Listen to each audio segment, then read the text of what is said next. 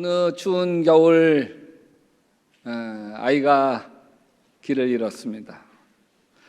이 아버지 미칠 것 같죠. 아이를 찾아서 산으로 들로 강을 건너 정말 아이를 찾아서 헤매입니다. 밤을 꼬박 새며 찾은 끝에 아버지는 어느 낡은 창고 구석에서 추위에 떨며 잠든 아이를 발견하죠. 이때 아버지 신발 벗겨주는지도 모르고 뛰어가서 아이를 품에 안습니다. 자신의 두터운 외투를 벗어서 얼어있는 아이의 몸을 감싸고 자신의 체온으로 이 아이의 온몸을 녹이죠. 이 아버지 보는 그 순간 달려간 게 아니죠. 정말 이 아이를 잃어버린 순간서부터 마음은 아들을 향해서 끊임없이 달려간 거죠. 이게 성탄절 이야기입니다. 성탄절 하나님이 우리를 찾아내신 거죠. 우리가 길을 잃어 헤매던 순간서부터, 아니 우리 죄 가운데 빠져서 하나님을 적극적으로 거역하던 그 순간부터, 까마득한 옛날부터 하나님은 우리를 찾아 내려오셨습니다. 이게 성탄절 이야기입니다. 우리를 향한 하나님의 멀고 긴 이 사랑의 추적을 성경을 하나하나 헤아리며 여러분과 나누려고 합니다. 여러분, 창세기 3장은 인류 역사상 가장 비참한 장면입니다. 에덴 동산은 단순한 실수가 일어난 자리가 아니고 피조물인 아담과 하와가 창조주이신 하나님, 왕이신 하나님을 반역했던 자리, 그 자리가 에덴 동산입니다. 그 에덴 동산에서 이 하와에게 교활한 뱀이, 사단이 찾아와서 묻습니다. 야, 이 동산에 수많은 과일과 열매가 있는데 그 열매들을 하나도 먹지 말라고 하나님이 그러시더냐? 뻔히 알면서도 희한하게 묻는 거예요. 하와가 아니라고. 여기 동산에 있는 모든 나무 열매는 다 먹되 오직 동산 중앙에 있는 선악과 저거 먹지 말라고 하셨고, 저거 먹으면 정령 죽으리라 그러셨다고. 그러니까 아유, 정령 죽으리라 거짓말이라고. 저거 먹으면 네가 하나님처럼 될까봐 하나님께서 못 먹게 한 거라고. 근데 하와가 보니까 보암직도 하고 먹음직도 한 거예요. 선악과를 따먹고 아담에게 줘서 같이 먹습니다. 그 순간 죄가 쑥 들어오게 되어지고, 그 순간 자기가 벌거벗었음이 막 부끄러워지기 시작해서 무화과 나무로 잎을 가리고 하나님의 낯을 피하여 동산 그늘에 숨습니다. 그때 하나님이 아담을 부르시죠. 아담아, 내가 어디 있느냐? 어디 있는지 몰라서 부르셨겠어요? 다 아시는데 부르신 거죠. 아담아, 네가 그렇게 동산 나무 그늘에 숨어 있는 그 자리가 내가 있어야 할 자리냐? 내가 있어야 할 자리가 그 자리란 말이냐? 이거는 이 책망이 아니라 이게 어쩌면 하나님 아버지의 통곡인 거죠. 통곡. 그리고 하나님은 철천지 원수인 뱀에게 이렇게 엄청난 선언을 합니다. 내가 너로 여자와 원수되게 하고 너의 자손을 여자의 자손과 원수되게 하겠다. 같이 읽어볼까요? 여자의 자손은 내 머리를 상하게 하고 너는 여자의 후손 자손의 발꿈치를 상하게 할 것이다. 이거 신학적으로 원시복음, 프로토 에반젤리즘이라고 이야기합니다. 인류 최초의 복음입니다. 여기 여자 우선은 장차 오실 예수 그리스도를 이야기하는 것이죠. 오늘 미가서에서도, 함께 읽은 미가서에서도 이때 이야기를 언급합니다. 같이 읽어봅시다. 이스라엘을 다스릴 자가 내게로 나올 것이다. 그의 기원은 아득한 옛날 태초에까지 거슬러 온다. 여기에 아득한 옛날 태초까지, 이게 여자의 후손이 너 뱀, 네 사단의 머리를 깨뜨릴 거다, 이 이야기인 거죠. 이것은 하나님의 아들이 직접 나타나셔서 사단의 권세를 깨뜨리고 우리를 해방하실 것을 이야기하는 거예요. 죄를 짓는 자에게는 마귀에게 속하나니 마귀는 처음부터 범죄함이라. 같이 읽어봅시다. 하나님의 아들이 나타나신 것은 마귀의 일을 멸하려 하심이니라. 여러분, 우리 인간이 잘해가지고 진정으로 회개해가지고 하나님의 구원이 시작되어진 것이 아닙니다.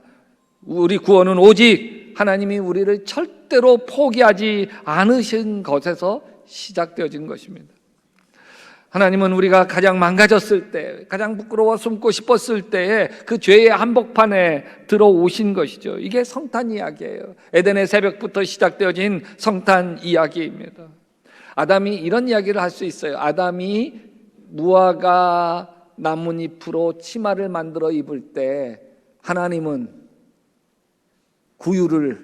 베들레헴의 구유를 만들기 시작하셨다, 이렇게 얘기할 수 있습니다. 이 시적인 이야기를 이해하실려나 모르겠어요.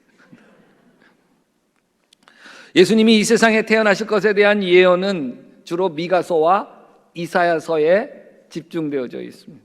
두 선지자는 나라가 무너지고 또 정의가 사라지고 백성들 마음이 갈기갈기 찢어졌던 암흑의 시대에 동시대를 같이 살았던 선지자들입니다.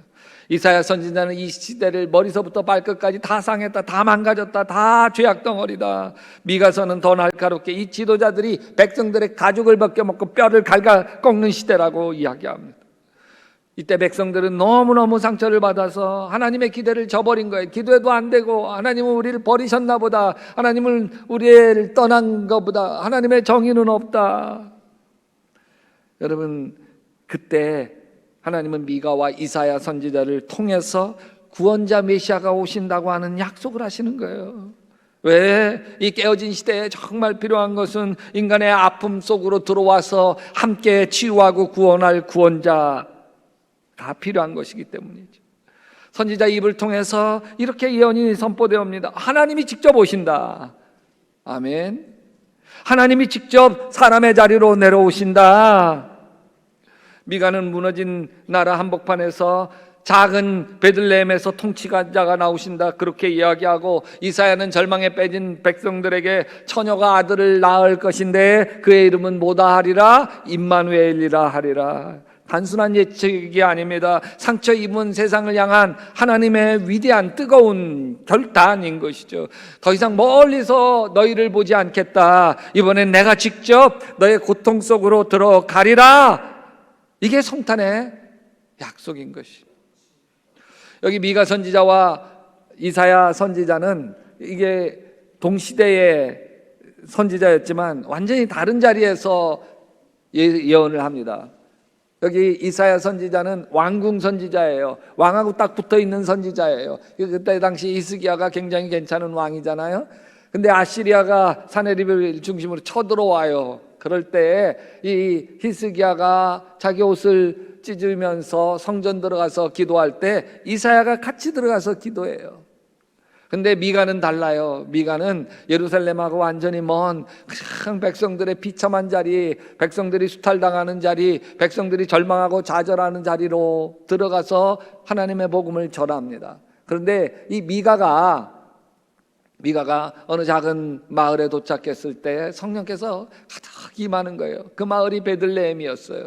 그러나 너 베들레헴 에브라다야, 너는 유다의 여러 족속 가운데 작은 족속이지만 이스라엘을 다스릴 자가 네게서 나올 것이다. 그 기호는 아득한 옛날 태초에까지 거슬러 올라간다. 여기서 여러분, 작은 베들레헴 이야기가 초점이 아닙니다. 저는 이 베들레헴이라고 하는 마을의 이름, 베들레헴, 벳은 집이라는 뜻이고 들레헴은 떡이라는 뜻을 가지고 있습니다. 그러니까 떡집인 거예요. 아득한 옛날 태초부터 우리에게 내려오신 긴 여정, 그 여정은 한 가지로 모아지는데 내가 너의 굶주림 속으로 내려가겠다라고 하는 거예요. 떡집이 돼서. 우리는 겉으로 괜찮은 척합니다. 그러나 영혼의 한복판이 너무너무 허기지죠. 사람의 인정 때문에 배고프고 또 사랑받고 싶다고 하는 배고픔이 있고 근심과 두려움에 대한 배고픔도 있습니다. 그래서 우리는 자꾸 그 허기를 채우려고 먹어야 돼요. 먹어야 돼. 칭찬을 먹어야 되고 성공을 먹어야 되고 소비를 먹어야 되고 관계를 먹어야 되고 또 뭐 자랑을 먹어야 되고 안목의 정력, 이생의 자랑, 육체의 자랑, 정력을 먹어야 되는 거예요. 근데 먹을수록 허기진 거죠. 바닷물처럼 마실수록 목이 마르는 거예요. 하나님은 우리 허기진 한복판에 떡이 필요한 자리로 내려오신 거예요. 그래서 예수님이 오신 것이 떡집 베들레헴인 거예요. 마치 하나님이 이렇게 이야기하시는 것이죠. 나는 내가 배고픈 거 다 알아. 내가 버티느라고 지친 것도 다 알아. 내가 사람들에겐 말 못하는 밤마다 마음의 허기로 눈물 짓는 거 내가 다 알아. 그래서 내가 내려왔단다. 그래서 내가 너에게 먹이가 되려고 내려왔단다. 예수님은 훗날 그 의미를 스스로 이렇게 선언합니다. 같이 읽어봅시다. 내가 곧 생명의 떡이니. 이게 성탄절의 본질이에요. 예수님은 더 충격적인 말씀까지도 해요. 요한복음 6장 54절에 내 살을 먹고 내 피를 마시는 사람은 영원한 생명을 가지고 있고 마지막 날에 내가 그를 살릴 것이라. 따라서 합시다. 내 살은 참 양식이요 내 피는 참된 음료로다. 여러분, 예수님을 믿는다고 하는 것은 내 인생의 깊고 깊은 결핍, 상처, 아픔, 슬픔 속에 모셔드리는 거예요. 예수 그리스도를 영접한다고 하는 것은 그분이 내 속 빈 곳에 들어오셔서 나를 치유하고 나를 살리시도록 나를 내어드리는 것, 이게 예수 그리스도를 영접하는 것입니다. 여러분, 예수로 배불렸던 때 있으신가요? 돌이켜보세요. 난 예수님 한 분만으로 만족한다. 그냥 예배당 오는 게 너무 좋고 찬양하고 예배 드리는 게 너무 감사하고 참 은혜가 가득하고 난 주님이 너무 좋아. 예수 믿는 게 너무 좋아. 그때가 여러분 예수 그리스도로 여러분이 배불렀을 때인 거예요. 이제 반역의 땅 에덴 동산에서 시작된 추격자 하나님 아버지의 사랑은 클라이막스로 향하는데 그게 7장 14절이에요. 시작.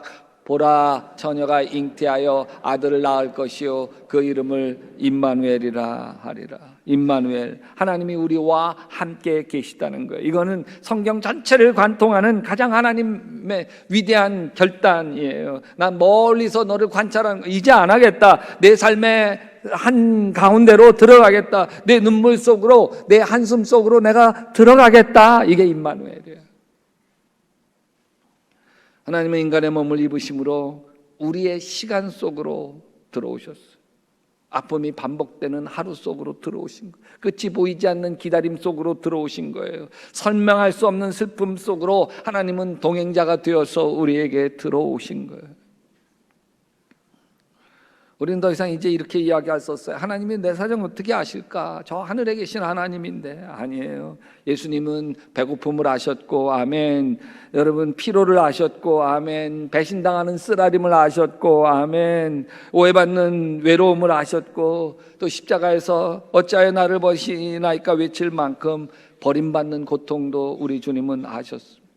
그래서 히브리서는 이렇게 이야기해요. 시작. 그가 시험을 받아 고난을 당하였은즉 시험 받는 자를 능히 도우실 수 있느니라.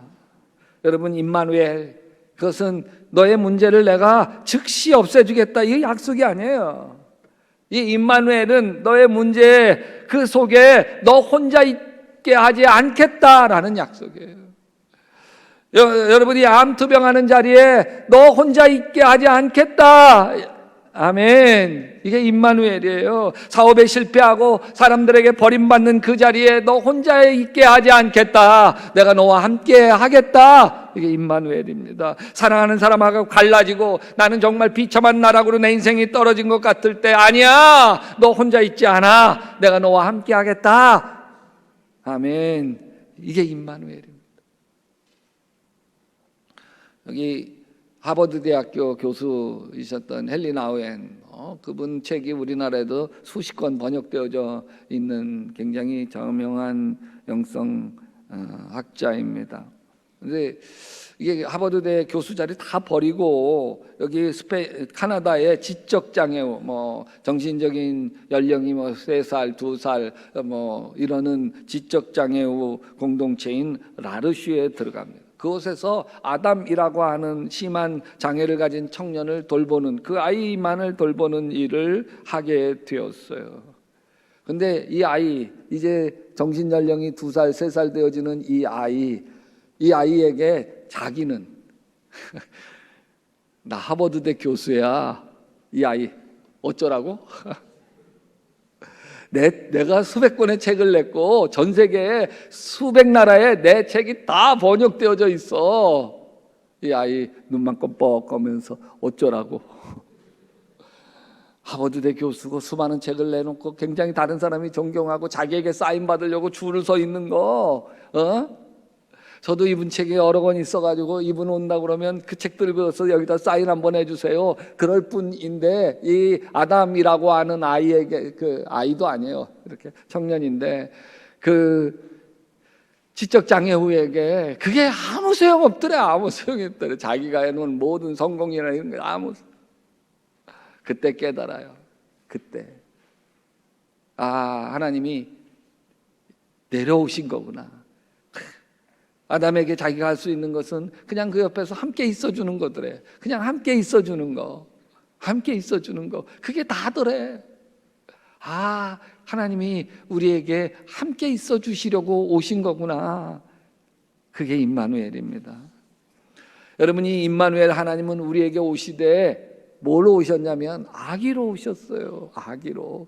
여러분이 이사야서 9장 6절 한 아기가 우리를 위해서 태어났다. 우리가 한 아들을 모셨다. 그는 우리의 통치자가 될 것이다. 같이 읽어봅시다. 그의 이름은 놀라운 좋은 자, 전능하신 하나님, 영존하시는 아버지, 평화의 왕이라 불릴 것이다. 여러분 여기 이 이야기는 그냥 여러분 읽고 지나칠 문제가 아닙니다. 여기는 굉장히 놀라운 역설이 담겨져 있습니다. 온 우주를 통치하시는 평화의 왕, 전능하신 왕, 그 왕인데 그 왕이 뭘로 오셨어요? 아기로 오셨어요. 아기라고 하는 건 누군가 돌봄을 받지 아니하면 전혀 생존이 불가능한 그런 존재로 이 세상에 오셨다는 거예요. 누가? 전능하신 하나님이. 왜? 여러분, 하나님이 무서운 존재로 오시지 않았다는 거예요. 전능하심으로 우리를 떨게 하려고 오시는 게 아니에요. 아가 보세요, 아가. 그 아가는 아무리 봐도 그 아가는요, 우리가 쉽게 다가갈 수 있잖아요. 아무리 경계가 열심히 많은 사람도 그 아가 앞에서 경계하는 사람이 어디 있어요? 무장해제해야지. 그분으로 우리에게 오신 거예요. 아가로. 우리가 다가오도록, 우리가 무장해제하고 마음 열고 그 아가에게 다가가도록. 회개를 강요하지 않으세요. 우리가 그분을 사랑하고 싶어지도록 그렇게 아가로 내려오신 거예요. 그래서 하나님 나라라고 하는 건 왕자에서 시작되어진 게 아니에요. 구유에서 시작된 거지. 이름 모를 목자들의 떨리는 찬송 속에서 조용하게 시작되어진 것이 하나님 나라인 거죠. 이 아기의 탄생은 결국 십자가로 이어집니다. 구유에서 시작된 낮아짐은 십자가에서 완성됩니다. 이게 하나님 나라 방식이에요. 사람을 이겨서 다스리지 아니하고 얻어서 통치하는 방식입니다. 죽여서 복종시키는 게 아니고 예수님이 죽어서 우리를 살리는 방식을 걸어가신 거예요. 그래서 성탄이라고 하는 건 전능하신 하나님, 힘 있는 왕이 오셨다 이게 아니고 그 아기로, 그 사랑으로 여기까지 끝까지 내려오셨다고 하는 증언입니다. 여러분, 하나님은 오래전부터, 언제부터? 에덴 동산에서부터 내려오셨고 마침내 아기 모습으로 우리의 삶에 가장 낮은 자리, 아픈 자리까지 내려오셨다는 것이 성탄 메시지입니다. 여러분, 제가 개척교회를 할 때 그때 권사님 한 분이 계셨는데 빌딩 청소하시는 일을 하시면서 사는, 거기 신방 가면 그 지하 단칸방에 사시는데 지하실 내려가는 그 계단 옆으로 막 박스하고 신문지하고 캐캐 이렇게 쌓여 있습니다. 청소하면서 또 길거리에 있으면서 종이들을 주워 놓고 그것이 또 일정한 분량이 차면 그러면 그것을 다 이제 고물상에서 팔아서 또 돈을 마련하시는 분이십니다. 근데 이분이 저한테 그래요. 목사님, 저는 청소하다가도요 갑자기 정말 나 같은 거 하나님의 자녀, 하나님의 딸 삼아줬다는 생각이 딱 들면요 그때서부터 막 너무 좋아요.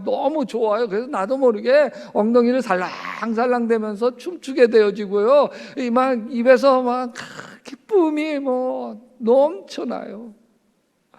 아, 그래요. 근데 이분이 이제 뭐 개척교회니까 장로님도 안 계시고 권사님들이 돌아가면서 기도를 하는데, 이분이 기도를 하면 늘 울면서 기도해요. 울면서. 특별한 사연이 생겨서 울면서 기도하는 게 아니에요. 특별히 갑자기 어떤 아픔이나 문제가 생겨서 울면서 기도하는 게 아니에요. 이분이 기도할 때 그때는 그냥 하나님의 은혜가 너무 고마워서 주님 너무 사랑해요 그러면서 펑펑 우는 거예요. 그러면 교인들이 같이 따라 울어요. 막 눈물바다가 돼요. 주일 대배 시간에. 왜? 다 알아요. 저 권사님이 얼마나 힘겨운 인생과 삶을 사는 거 알아요. 정말 그 권사님에게 십자가는 아들이에요. 아들이 장가도 가고 막 이런 아들이 그냥 이거 해먹고 저거 해먹고 그냥 엄마 그 청소해가지고서 휴지 종이 팔아가지고 번 돈 그것도 알겨 먹는 거예요. 그걸 뺏어가는 거예요. 그 사연들 다 아는데, 그런데도 막 하나님의 은혜가 고맙고 감사하다고 막 고백하면서 눈물 글썽거리며 우니까요, 같이 있는 분들이 저분보단 자기가 괜찮거든, 저분보단 자기가 10배 100배 자기가 편안한 인생과 삶을 사는데 나는 감사하지 못한데 저분은 저렇게 감사하는 거 보면서 나 뭐지? 그러면서 우는 거예요, 같이. 이분이 저한테 했던 말, 아주 잊을 수 없는 말씀이 있어요. 목사님, 저는 예수님 한 분만으로 너무 행복합니다. 그러면서 예수님이 나와 함께 하시니 너무 좋고요, 저 세상에 부러운 게 하나도 없어요. 할렐루야. 여러분 안에 누구에게도 말 못할 깊은 아픔과 슬픔이 있습니까? 기도해도 달라지지 않는 현실 때문에 소리 없이 지쳐가고 있지는 않습니까? 하나님은 우리가 상처 있고 얼어붙은 우리의 영혼 속으로 지금도 내려오고 계시는 거예요. 에덴 동산의 그 음침한 숲속에서 아담을 부르셨던 하나님, 우리 마음 문 밖에서 기다리고 계신 것이죠. 베들레헴 들판에 양을 치던 비천한 목자들에게 들렸던 그 천사의 노래가 여러분과 제 고독의 방, 여러 가지 삶에 지쳐있는 마음의 방에 아름답게 울리는 역사가 일어나게 되시기를 바랍니다. 그래서 성탄은 초대인 거예요. 나 여기 있어. 사랑하는 딸아, 너 혼자 아니야. 내가 너 아픔 알아. 속상한 거 알아. 내가 너와 함께 머물겠다. 아멘.